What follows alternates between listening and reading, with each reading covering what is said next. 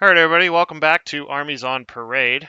Today we're taking a look at the Combined Arms Detachment for the Astra Militarum in 10th edition 40K. With me today is Marcus, Hello, everybody.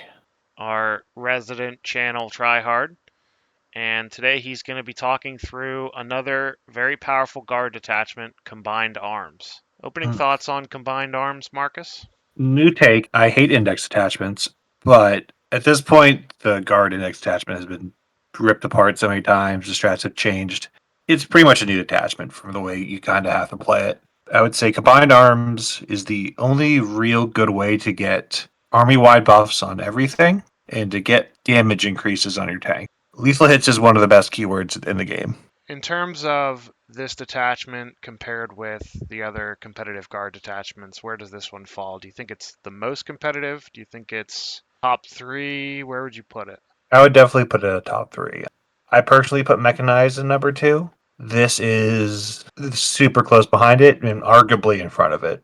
A lot of people would argue that this is better than even Hammer of the Emperor, which I think is the best one. But I would say for the person putting guard on the table for maybe the second or third time, I think combined is just the best attachment. It kind of takes the guard, things that they do well, and just makes them better. Not worlds better like Hammer. Hammer gives your tanks a whole new world of capability. And Mechanized takes all your infantry, specifically in transports, takes them up to the next level. This kind of just brings everything up to just do better. The thing it does better at is damage. I think people kind of forgot how nice it was to have lethal hits when we had them in our tanks. And they're gonna notice that when their Dorans aren't killing an armager like they used to. When your Kazakins are shooting at a Marine squad and they are not doing that much damage, not having lethal hits really is a factor in all that. All right, let's jump into the sample list then. So before we start looking through this list, what is the combined arms detachment rule? Squadron get lethal hits against monsters and vehicles, and your regiment get lethal hits against everything except monsters and vehicles. So that's beasts, cavalry. It's really good wording on that. So if you're not shooting at vehicles, your regiment just have those words. And if you're like a scout sentinel, I believe you have both. You get both. Doesn't really matter for scout sentinels. It's nice, but they're not doing damage. It's a very simple keywords, but again, lethal hits is just minimum a 13% damage increase. If you're shooting multi meltas into a T10 or higher vehicle, it's a lot more than that.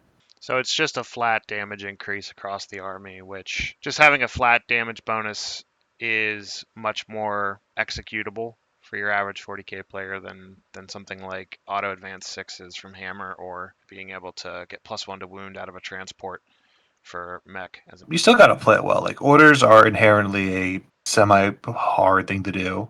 Yeah, and that's Um, not to talk down on players who want to take a combined arms detachment. I think the point I'm making too, and the point about competitive 40k is it's often a endurance contest as much as it's about playing one game well. It's about playing a whole day well. So yeah, where it really kind of helps in the end when you make a mistake of like, I need this tank to kill something, and you just play a hammer. A Dorm can just fall flat. Like when you don't have that extra layer of damage and you need something to happen, it's really hard to line everything up perfectly where you have backups in case something goes wrong. You're losing out for hammer. This is still a pretty tank heavy build. You're losing out on assault and you're losing out on fall back and shoot. And for mechanized, you're losing out on all the movement shenanigans and you are losing some raw damage, but still there's a lot of utility, especially strats wise, that are really nice and combined. So you talked about all the things that we're losing from switching from Hammer of the Emperor and from Mechanized Assault. Why don't you tell us some of the strats we're gaining in this detachment? So, like I said, even though it's the index, a lot of these strats have changed in cost and what they do. So, first strat we'll talk about is coordinated action. Starting phase, when one regiment from your army and one squadron unit from areas within six of each other, invisible to that regiment unit, have an order effect both. So, it's nice, it's good for the order economy. Again, we are now post tank commanders having two orders now, so that's really helped. But at the same time, we're not seeing Lord Solar as much. I still think he's really good. I think he is potentially more of a Hammer the Emperor unit rather than just being in every list you can throw him in. The CP is nice, but he is a very costly model. So it's a nice thing to pull out, especially you start losing orders, you maybe lose your tank commanders. Being able to have your regiment do some squadron ordering is very nice. So the next one is, I think, the real reason to take this detachment, reinforcements. Just after one of your infantry regiment unit dies, put that full unit back into reserve at starting strength. This is big because for your Kazarkin units or your engineers, if you like them, they get their one use items back. So you get to melt a mine. For 2 CP to bring back a 110 point Kazarkin unit or, say, 20 Krieger, it's just a solid strat. Yeah, very good. There's ways to play around it. That's why you definitely want multiple good targets. It is once per game now. They come in on a board edge. Just reserve, so if they have deep strike, you use deep strike. You can ingress them. So anything that would come with being in strategic reserves is great. You can keep them in there a couple turns if something dies early. You want to have like a turn 4 unit, you're good. Because it didn't start the game in reserve, so you have the flexibility to bring it in whenever you'd want to. Next strat, Fields of Fire. This one's changed. This used to be after a unit shot, everything else that shot that unit, get 1 additional AP against it. Definitely one of the better strats. Now 1 CP, which is a big upgrade because, again, we're in a world where we're not using Lord Solars much. But it is now, before you shoot, just a regiment and 1 squadron unit, select a target, they each get an additional BIP of AP against that. It's big for Dorns going up to AP3 on their big guns, AP5 Meltas, even just AP1 Kriegers. It's a big buff. Unlike Hammer, there's no range requirement. Just those units have shots. So you do kind of gotta be a little careful with your timing of it, that don't shoot with your regiment unit and then realize you want to do Fields of Fire, because the timing of this is actually super nice because it's not the start of your shooting phase, it's just your shooting phase. So you can see how some damage goes. And if something kind of goes wrong and you know you need the extra AP, you have it. So really flexible in that way. 2 different units. In reality, the regiment unit is going to get a little bit less than the squadron unit, but they're not locked into shooting that. It's just they only get the buff if they do it. It's not like the Chaos Knights stratagem where they have to shoot that target. Just when they do, you get the extra AP. Just nice, good, flexible, bread and butter. Speaking of bread and butter, a strat you will not use very often, but is Inspired Command. You do this in your punch command phase. 1 Astra Militarum officer in your army can do an order as if it was your own command phase. And this is big because at any given point, you can add +1 OC to every model in a unit. So, as far as testing goes, really, really good. It, of course, can't be battle shocked, otherwise, they can't receive an order. But being able to take a Kazakhstan unit to contesting a point, to stealing a point, you should always remind your opponent when you have stuff like this. But it's a really powerful strat that they have to plan around, not so much you. As long as you have the order range as well. I don't have the command squad with the 24-inch range in this detachment. That's a good reason to have it in there, just to threaten a command at any point. For 1 CP, it's good rate. It's not one you're going to use a lot. It's one you should remind your opponent that you have, so they have to play around it. Right. It's not the kind of thing you can gotcha your opponent with, but it is the kind of thing that you can change your Oh no, opponent's arithmetic. It's not necessarily a gotcha. You shouldn't spring it on them, you know. It's the kind of thing you can tell your opponent about before the game, and then suddenly they're thinking about your units having 2 OC, even though you can only use it on 1 unit, right? So they're thinking about, well, if I do this, he's going to do it here. If I do this, he's going to do it here. So it changes their mental arithmetic, and that's kind of what you want to do whenever you're doing the gamesmanship part of 40K. that's the big thing. Like, oh yeah, I have 10 OC on here, but I could have 20 OC on here. The last one, Stalwart Protector, that used to be the -1 damage for tanks. Now it's you can give your infantry some cover if they're behind tanks. Pretty useless. There might be an instance, especially with a 20-man blob. Give cover is pretty good, but if you have a 20-man blob, that unit should realistically have cover. We're 10th edition. Everything has cover. Yeah, it's pretty easy to give your units cover. As much as we have these strats, it's important to talk about the benefits of being combined army and being, more importantly, an Imperial army. We have access to the best strats in the game. Pot Smoke is for 1 CP, giving stealth and cover. For 1 CP, it's just an incredible rate. Most of the armies of the game don't have access to this, and we just get it as essentially a 7th stratagem on Woodorns and your Gleam Princesses. And it is fantastic on them. Let's also not forget the grenade stratagem. Every one of our trash units has the grenade stratagem. 1 CP for, on average, 3 mortal wounds within 8 inches. Fantastic. So Combined Arms gives you access to those stratagems. Why don't we jump into talking about the actual list here, starting with the characters. So this list has 2 Rogue Adorned tank commanders, one of which has the Grand Strategist enhancement. What does that do? So that's just give an extra order. So this Rogue Adorned tank commander is going to have 3 orders. Yeah, really nice on your go turn to have it. That way, play a bit more greedy with your extra other Dorn commander. If it loses, you still have orders for your Lehman Russes and itself. Just nice. I've kind of stepped down for just 2 on this list. I've had 3 in previous lists. I don't think that's the wrong number. I think Dorn tank commanders are just good fire rates. I do think you want, if you would go into more Dorn heavy, you probably want a third Russ, just because you almost certainly want a Russ buddy for your orders. The nice thing about combined versus hammer versus mech is, even though we have the Toroxes in here, I think you don't need to have the exact models to make this army work. Mechanized, you need Toroxes. You're down 120 points if you have 6 Chimeras in there, and it's felt when you don't have get out after you advance and be able to shoot still. And it's felt when, again, the same thing for your units in your Toroxes for hammer. You kind of need those units to really play at the top level. Not truly, but it's really felt here. I still have the Taurox and Kazrakan because the Taurox is one of the best units in the game, and Kazrakan are in fantastic infantry units, so it's so nice to have that tech, but Kazrakans can still scout without a transport. There's no real shenanigans with the Tauroxes here. They're just a good data sheet, and you're happy just to have it for more action stuff.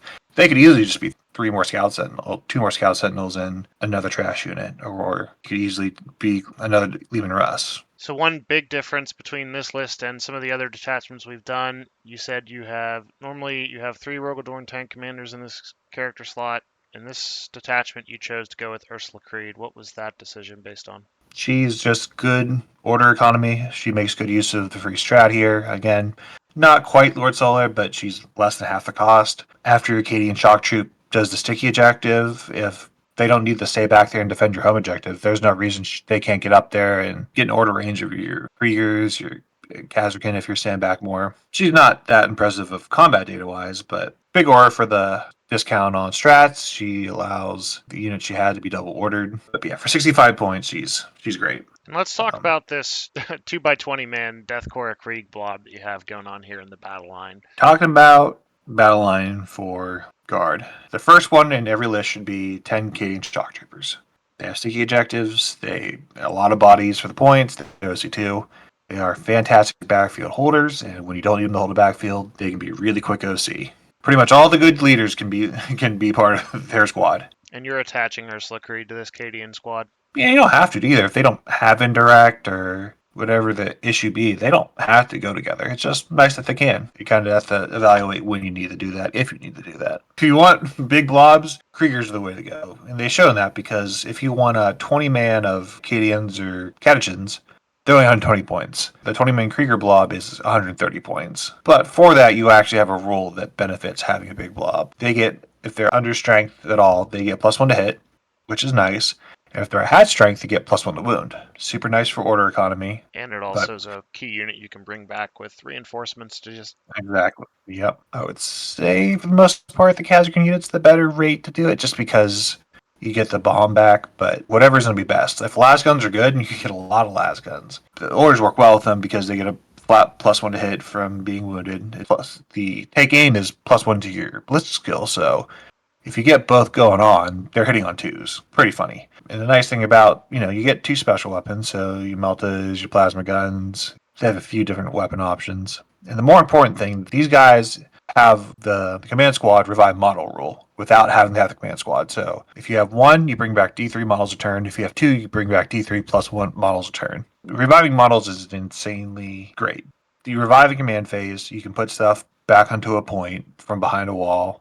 Just a lot of shenanigans. And they just have it. You have to buy a 65-point command squad to give that unit that rule. For 130 points, they're just, compared to the other 20 mans, they just have so much more capability. For this next part of the list, you have Toroxes here. I assume you're throwing the Kazrakan in these for the scout action, similar to Mechanized Assault and Hammer the Emperor, using these to push into the midfield, be aggressive, and then as trading pieces, correct? Yep, trading pieces. We can't bring them back every turn like we used to, but still, you're pretty happy to trade them aggressively if you have the CP to get them reinforced. You're really happy to get their lethal hits on them because that's the big thing. +1 to wound and mechanized, they are menaces, but giving them lethal hits is against the right targets is still pretty close damage wise. So what about the Hellhound? Hellhound, kind of a point consideration. pretty cheap. It still has a 2-up armor. It's not quite a Russ, but it's pretty much a Russ. The big thing is once it shoots a target, it gives ignore cover. Very good in this list. Yeah, so that's the big thing. So you can give your Rogodorn +1 AP with the Fields of Fire. You can have ignore cover, so you can have essentially an AP4 Rogodorn and then essentially AP6 Meltas. I think it's really important to have those kind of layers to have. In a lot of lists, you have to see the Lehman Russ exterminators for the additional AP after it shoots a target, which isn't bad, but those die pretty quick. It's just the way of the world. Yeah, and a lot of games will come down to being able to pry an important model or piece off of a objective or out of cover. So it's nice to just be able to do that. Yep, and it's flexible too. Like, say you only need AP2, but you want to get them through a full up invul. Hellhound can get one target down, and then if they kill that, you can do Fields of Fire on the next one to make sure at least two of your big pieces won't have AP against it. You don't have to just kind of all in. Another big difference between some of our other lists and this list, you have battle tanks instead of vanquishers and executioners. They have the old sign rule that if you shoot a target on a point, you get 4 real hits. Or even without that, if you shoot a target off a point, you get real ones. And they just take great advantage of that with lethal hits. Reroll hits into sustained or lethal is fantastic. It's so much above just the 17%. Now you're talking like a 20-30% increase if you're shooting at the proper target. We're talking about the AP issue. The big problem with the Lehman Russ Battle Tank is its weapon is AP1. 3 damage still, but being AP1 is rough unless you're getting access to potentially additional AP and potentially ignore cover, i.e. the Hellhound and Fields of Fire. It's great on the battle cannon. You also get it on, say, all your sponsons as well, so your multi-meltas. This is one of the few Russes that if you want to go triple heavy bolter, sustained hits, lethal hits on 6s, you can really start to gamble, and that damage can really start to stack up. And that lets that unit kind of stay within 36-inch range pretty happily. Kind of lets it be a more versatile unit because there's not a whole lot of good damage 2 isn't the most readily available on card. You have a lot of damage 3, you have a good amount of plasma guns, but heavy bolters kind of fill a role that can be nice if you want it. I think multi-melter laskin's still probably the best setup. Plasma cannons are great, but What you're saying there is that you'll oftentimes, if you're going into something that's, say, toughness 10 with your heavy bolters, wounding them on 6s, you're just going to fish for lethal hits instead of going to the wound phase. You're going to just reroll everything that's not a lethal critical hit or whatever. yeah, and that's where the math is if you have sustained lethal and you're wounding on 6s, you should be reroll. You should be fishing. There's always kind of a weird math line of whether you should fish or you should stay. It's not even a question if you have lethal sustained and you're wounding on 6s. It's no different. Right. Yep, it's good. It's a fairish price for around 175. And then, of course, our reliable one Scout Sentinel. Great mission play, go out and die. Fast can be, takes orders well. Now, if I move points around, I would gladly have 2 or 3 in this list every time. Again, the only access to rerolls this list has, save the Russes for themselves. In terms of list flexibility, where would you sub stuff in? How would you sub stuff in? What would you look at maybe as options for people who want to include other models? Maybe don't have all the units in this list. What would you consider stuff you could swap out for? And pretty much, when we talk about the flat blanket rule, there's the only thing that's really missing out is your Ogryns and your Bulgrins. They're not getting much buffs here. Really, the only way those guys are getting buffs was from Bridgehead anyway, and rest in peace, Bridgehead.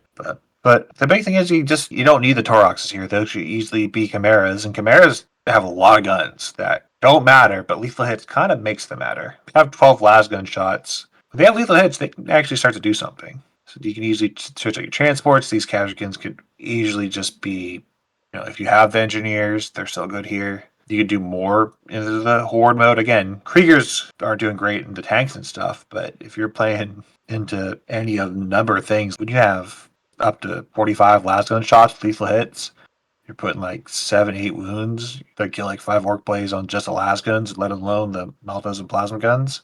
They're hard to do damage, and they're just annoying to kill. So you could go easily more horde mode, If you want to do that, you probably should go recon, but again, it could all be good. Vanquisher's still great here. It's really nice if you don't have to roll the wound, if you get lucky with the 6. Pretty much all the Lehman Russes are here. The big thing that I would say guards struggle with, because I play the matchup into knights a lot, D10 can be a problem. Most of the weapons on our tanks are strength 9 or lower. Winning on 5s is not fantastic if that's your plan B. Plan A is always the Rogadorn Oppressor wounding on 3s and doing the job itself, but that doesn't happen all the time. So when you're multi-melta and you're stubbers and your autocannons are now real threats, everything feels a lot better. I like how hunts in this list 2 up armor cheaper than Rust, but they're not taking the biggest advantage of the lethal hits here. Their flat buff is just so good that you're not complaining. And if you want to go Gallop Sentinel Heavy or even Armored Sentinel Heavy, they get lethal hits and sustain because they're both Squadron and Regiment. So I think this is the one detachment you still take Silence up. Silence with lethal hits, and especially when that expensive a unit comes back, pretty happy about that. I had 20 in this list even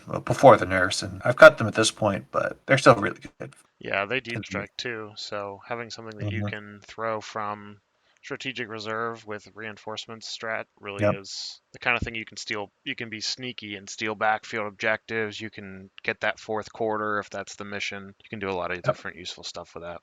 All the other stuff, Gaunt's Ghost is fantastic here. You got your Ratlings for your screens. Well, Doc is still an army, bro, for the next, 8 days. Important, so you don't get run over by Zodrod. Yeah. All right. So closing thoughts on combined arms, Marcus. I think combined arms is take what you got. If you don't have the pieces to build the exact right hammer vampire list, I think combined arms better. If you don't have the exact stuff to build the right mechanized list, I think combined arms better. If you what you have, you play it, you're happy. Pretty fun too. Reinforcements feels good. It does not feel good for your opponent, but man, does it feel good to put 20 Kriegers back into reserve. It felt a lot better when you could do that every turn, 5 turns in a row. But So if there was a GT tomorrow, right? Which of the three are you bringing? if I had every model, if I wanted to win 100%, I would probably go hammer. If I wanted to have fun, I'd probably take mechanized. If I wanted to have a mind, combined mostly because you just have to play hammer the exact way. If you don't understand why hammer is great, you shouldn't be playing it. These are all right next to each other. I'd say a good combined arms list is probably going to beat crap out of a hammer list because one of those lists does not have lethal hits into each other. Yeah, and a lot of guard players have a lot of experience using combined arms at this point in 10th edition. So if it's something that you're comfortable with, it's like slipping on a well-used glove or a ball cap or something. It's like a comfort list in a lot of ways for guard people. I think that's why people have success with it still to this day. Yeah, just saw it go undefeated in the GT not too long ago. All right. Well, thank you everybody for watching. This has been Armies on Parade rules review for Combined Arms Astra Militarum Detachment. Marcus, thank you for walking us through your list. If you're new here, remember to like and subscribe if you're browsing your way through. Otherwise, we hope to see you in the next one. What do you think next, Marcus? You think Recon? Definitely post DACA nut clarity. We're apparently a guard channel now.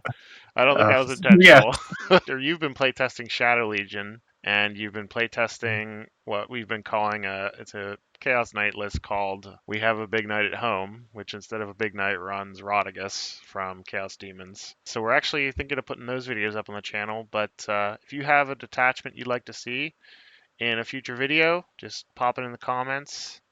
It's very helpful for us. It kind of gives us a temperature, a thermometer on the community, helps us gauge what you want to see. So, again, thanks for watching. Thanks for listening. Catch you in the next one. Bye. everybody.